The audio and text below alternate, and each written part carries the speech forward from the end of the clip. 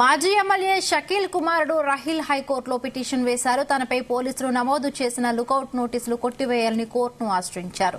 ప్రగతి భవన్ వద్ద సిగ్నల్ వ్యవస్థ సరిగా లేదని పిటిషన్లో తెలిపారు. నిర్లక్ష్యంగా వ్యవహరించిన పోలీసులపై కూడా చర్యలు తీసుకోవాలని కోరారు. రాత్రి వేళ కావడంతో ప్రమాదం జరిగిందని పిటిషన్లో పేర్కొన్నారు రాహిల్. ఈ ప్రమాదంలో ఎలాంటి ప్రాణ నష్టం జరగలేదన్నారు. తాను పోలీసులకు సహకరించేందుకే సిద్దంగా ఉన్నారని రాహిల్ తెలిపారు.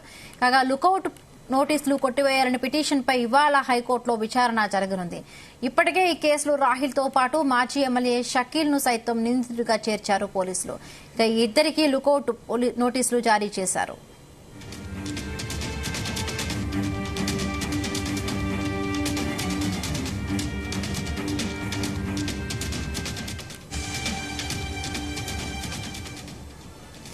మాజీ ఎమ్మెల్యే షకీల్ కుమారుడు రాహిల్ హైకోర్టులో పిటిషన్ వేశారు. తనపై పోలీసులు నమోదు చేసిన లుకౌట్ నోటీసులు కొట్టివేయాలని కోర్టును ఆశ్రయించారు.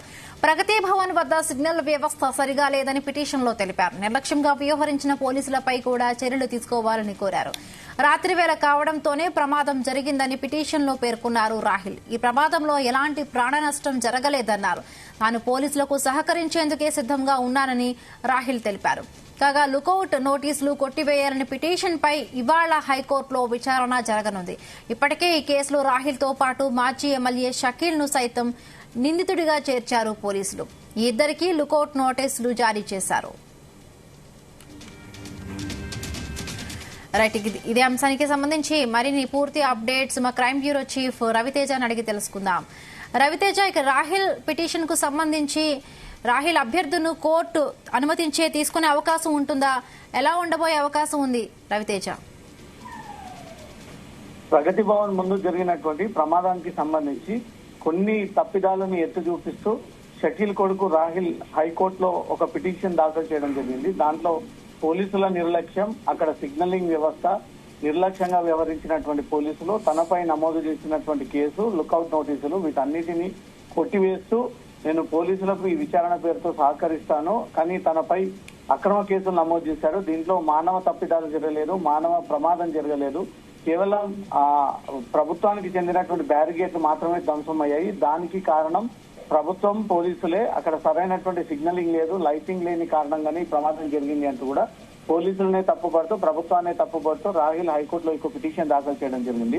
తనపై జారీ చేసినటువంటి లుకౌట్ నోటీసులను కొట్టివేయాలంటూ కూడా రాహిల్ ప్రత్యేకంగా పిటిషన్ లో ఈ అంశాన్ని తీసుకొచ్చినట్టుగా సమాచారం అందుతుంది. డిసెంబర్ 24న ప్రగతి భవన్ ముందు బ్యారిగేట్స్ ని ఢీకొట్టి దీంట్లో ప్రమాదం జరగలేదు, ఎవరికి ఎలాంటి నష్టం జరగలేదు, అక్కడ సరైనటువంటి సౌకర్యాలు లేకపోవడంతో ఈ ప్రమాదం జరిగింది అంటూ కూడా రాహిల్ పిటిషన్ లో అంశాన్ని పొందుపరచడం జరిగింది. తనకు బదులుగా ఇతర వ్యక్తిని లొంగిపోవాలంటూ కూడా రాహిల్ దీంట్లో ఒక ప్రీ ప్లాన్డ్ స్కెచ్ వేసి షకీల్, రాహిల్ ఇద్దరు కలిసి తన డ్రైవర్ ని ఆ పొజిషన్ లో పెట్టి అతని పైన కేసు నమోదు చేసి రాహిల్ తప్పించుకునేటువంటి ప్రయత్నాలు చేశాడంటూ కూడా గతంలోనే పంజగుట్ట పోలీసులు కేసు నమోదు చేసి దీంట్లో A1 గా మళ్ళీ రాహిల్ ని మార్చి ఇదే వ్యవహారంలో తప్పించే ప్రయత్నం చేసినటువంటి పోలీసు ఉన్నతాధికారులను సస్పెండ్ చేసి వాళ్ళని సైతం ఈ కేసులో ఇంక్లూడ్ చేసి వీటన్నిటికీ ప్రీ ప్లాన్డ్ స్కెచ్ వేసినటువంటి షకీల్ ని సైతం దీంట్లో అక్యూజ్డ్ కిందికి చేర్చి పరారీలో ఉన్నటువంటి ఇద్దరికి కూడా లుకౌట్ నోటీసులు జారీ చేయడం జరిగింది. రాత్రి వేళ కావడంతో ఈ ప్రమాదం జరిగిందంటూ కూడా పిటిషన్ లో పేర్కొనడము, ఈ ప్రమాదంలో ఎలాంటి ప్రాణ నష్టం జరగలేదని, అక్కడ బ్యారిగేట్లు ఉన్నట్టు పోలీసులు సరైనటువంటి సిగ్నలింగ్ ఏర్పాట్లు చేయలేదని, పోలీసుల నిర్లక్ష్యంగా ఉంది కాబట్టి వారిపైన కూడా కేసులు నమోదు చేయాలంటూ కూడా రాహిల్ హైకోర్టులో ఈ పిటిషన్ దాఖలు చేయడం జరిగింది. 3 నెలల నుంచి కూడా రాహిల్ దుబాయ్ లోనే ఉన్నాడు, తన తండ్రి కూడా అబ్స్కాండింగ్ లో ఉన్నాడు, అతను కూడా దుబాయ్ లోనే ఉన్నట్టుగానే సమాచారం అందుతుంది. ఇప్పటికే లుకౌట్ నోటీసులు జారీ చేసిన తండ్రి కొడుకులు ఈ కేసుకు సంబంధించి ప్రాపర్ గా సమాధానం ఇవ్వకపోగా తిరిగి హైకోర్టుని ఆశ్రయించి హైకోర్టులో తిరిగి పోలీసులపైన కేసు నమోదు చేయాలంటూ కూడా పిటిషన్ దాఖలు చేయడం జరిగింది. ఆ పిటిషన్ ఈ రోజు విచారణకు వచ్చేటువంటి అవకాశం ఉంది. విచారణలో రాహిల్ వేసినటువంటి పిటిషన్ ని కోర్టు కన్సిడర్ చేసి నిజంగానే అక్కడ ఏదైనా పోలీసుల తప్పిదాలున్నా, ఇన్వెస్టిగేషన్ లా ప్రాపర్ గా వీళ్ళు చేయకపోయినా, అనవసరంగా దీంట్లో షకీల్ కొడుకుని ఇరికించే ప్రయత్నం చేసినా పోలీసులను హైకోర్టు సీరియస్ గా వార్నింగ్ ఇచ్చేటువంటి అవకాశం ఉంది. అదేది కాకపోయినా రాహిల్లే అంత తప్పు, రాహిలే తప్పించుకునేటువంటి ప్రయత్నంలో భాగంగా ఇవన్నీ సాకులు చూపుతూ పోలీసుల పైన కేసులు నమోదు చేయాలంటూ కూడా తప్పుడు ఆరోపణలు చేస్తా ఉన్నట్టుగా మాత్రం కోర్టు భావిస్తే ఇమీడియట్ గా రాహిల్ ని షకీల్ ని ఈ కేసులో అరెస్ట్ చేయమంటూ కూడా కోర్టు ఆదేశాలు జారీ చేసేటువంటి అవకాశం ఉంది.